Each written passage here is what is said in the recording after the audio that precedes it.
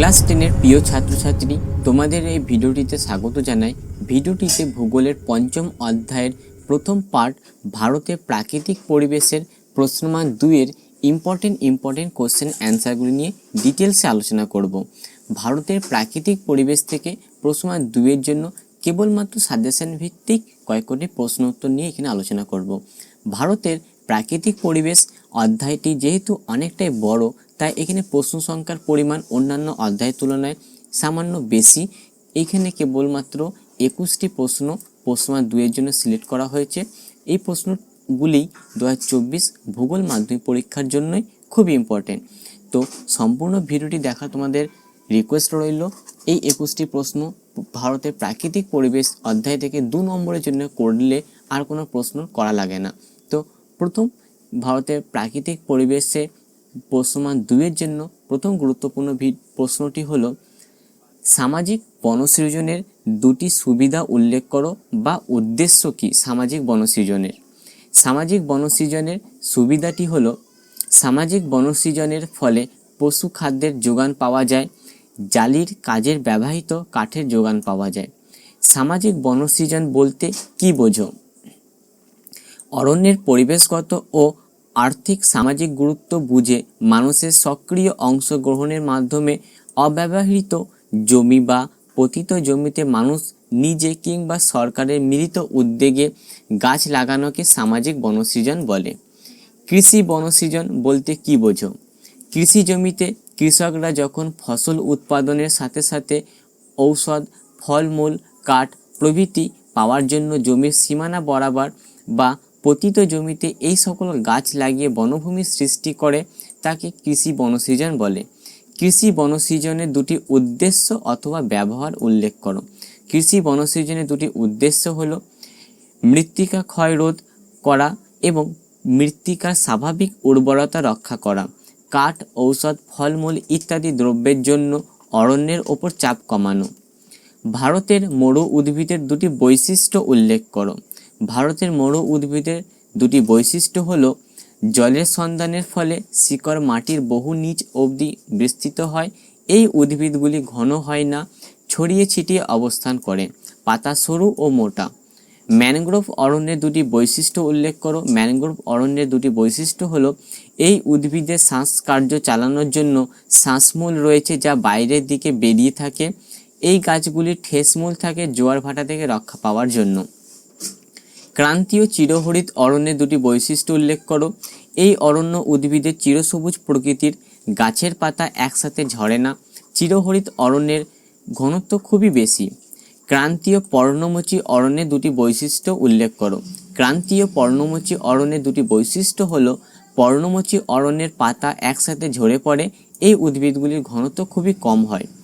পশ্চিমী ঝঞ্ঝার সংজ্ঞা দাও। তো ভূমধ্যসাগরীয় জলবায়ু অঞ্চলে সৃষ্ট নাতিশীতোষ্ণ ঘূর্ণবাদ ভারতের উত্তর পশ্চিম অংশে আগমনের ফলে শান্ত আবহাওয়া নষ্ট হয়ে যায়, একে পশ্চিমী ঝঞ্ঝা বলে। দুন বলতে কি বোঝো বা দুন কাকে বলে, দুনের সংজ্ঞা দাও। একই প্রশ্ন হবে 3টেই। দুন শব্দের অর্থ হলো 2টি পর্বতের মধ্যবর্তী অনুদীর্ঘ উপত্যকা। শিবালিক পর্বতের উত্থান যেহেতু মূল হিমালয়ের অনেক পরে হয়, তাই ঊর্ধ্বাংশ থেকে আসা নদীগুলি শিবালিকে বাধা পেয়ে অনেক হ্রদ সৃষ্টি হয়েছে এবং পলি, বালি, নুড়ি দিয়ে ভরাট হয়ে থাকে। এই উপত্যকাগুলিকে স্থানীয় ভাষায় দুন নামে পরিচিত। হিমালয় পর্বতমালা ও পশ্চিমঘাট পর্বতের একটি করে গিরিপথের নাম লেখো। হিমালয় পর্বতমালার একটি গিরিপথের নাম হলো নাথুলা গিরিপথ এবং পশ্চিমঘাট পর্বতের একটি গিরিপথের নাম হলো থলঘাট গিরিপথ। হিমালয়ের যে কোনো 2টি গিরিপথের নাম লেখো। পূর্ব হিমালয়ের নাথুলা গিরিপথ এবং পশ্চিম হিমালয়ের বানিহাল গিরিপথ। ধীরিয়ান কাকে বলে ও ভারতের কোথায় দেখা যায়? মরুভূমিতে বায়ুপ্রভাবের ফলে চলমান বালিয়াড়িগুলিকে চলনশীল বা অস্থায়ী বালিয়াড়ি বা ধীরিয়ান বলে। রাজস্থানের থর মরুভূমিতে ধীরিয়ান দেখা যায়। ধীরিয়ানের অন্যান্য প্রশ্ন আসতে পারে, চলনশীল বা অস্থায়ী বা বালিয়াড়ি কাকে বলে? মরুস্থলী নামকরণ কেন হয়েছে? প্রকৃত মরু বা মরুস্থলী কাকে বলে? শব্দের অর্থ নিষ্প্রাণ এবং স্থলী শব্দের অর্থ ভূমি। মরুস্থলী শব্দের অর্থ উদ্ভিদহীন নিষ্প্রাণ ভূমি। রাজস্থানের মরুস্থলী শুধু বালি দ্বারা গঠিত, রুক্ষ, শুষ্ক, উদ্ভিদহীন জনশূন্যতায় এই অঞ্চলকে মরুস্থলী বলে। হামাদা কাকে বলে? রাজস্থানের মরু অঞ্চলের পশ্চিম প্রান্তে কেবল বালি ও বালিখণ্ড দ্বারা গঠিত অঞ্চলকে হামাদা বলে। ভারতের একটি পূর্ব বাহিনী এবং একটি পশ্চিম বাহিনী নদীর নাম লেখো। উত্তর, লেখো পূর্ব বাহিনী নদী মহানদী এবং পশ্চিম বাহিনী নদী হলো নর্মদা। ভারতের কোন অঞ্চলে লবণাক্ত মৃত্তিকা দেখা যায়? ভারতের সুন্দরবন অঞ্চলে লবণাক্ত মৃত্তিকা দেখা যায়। এছাড়াও পাঞ্জাব, হরিয়ানা, রাজস্থানে দেখা যায়। ভারতের দুটি জলবিভাজিকার নাম লেখো। ভারতের দুটি জলবিভাজিকা হলো বিন্ধ্য পর্বত এবং পশ্চিমঘাট পর্বত। মালনাদ কাকে বলে? কর্ণাটক মালভূমির পশ্চিম অংশে উঁচু নিচু ঢেউ খেলানো অঞ্চল মালনাদ নামে পরিচিত। মালনাদ শব্দের অর্থ হলো পাহাড়ি দেশ। ময়দান কাকে বলে?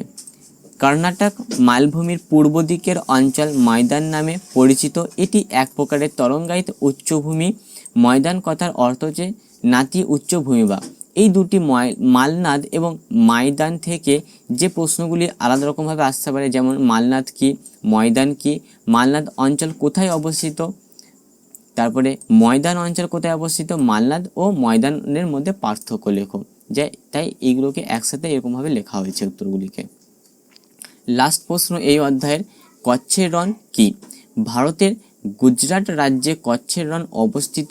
গুজরাটের কচ্ছ উপদ্বীপের পূর্ব ও উত্তর দিকে বিস্তৃত লবণাক্ত ও কর্দমাক্ত জলাভূমিকে কচ্ছের রণ বলে। এই ছিল 21টি প্রশ্ন প্রশ্নমান 2-এর জন্য, যেগুলি ভারতের প্রাকৃতিক পরিবেশ অধ্যায় থেকে খুবই গুরুত্বপূর্ণ।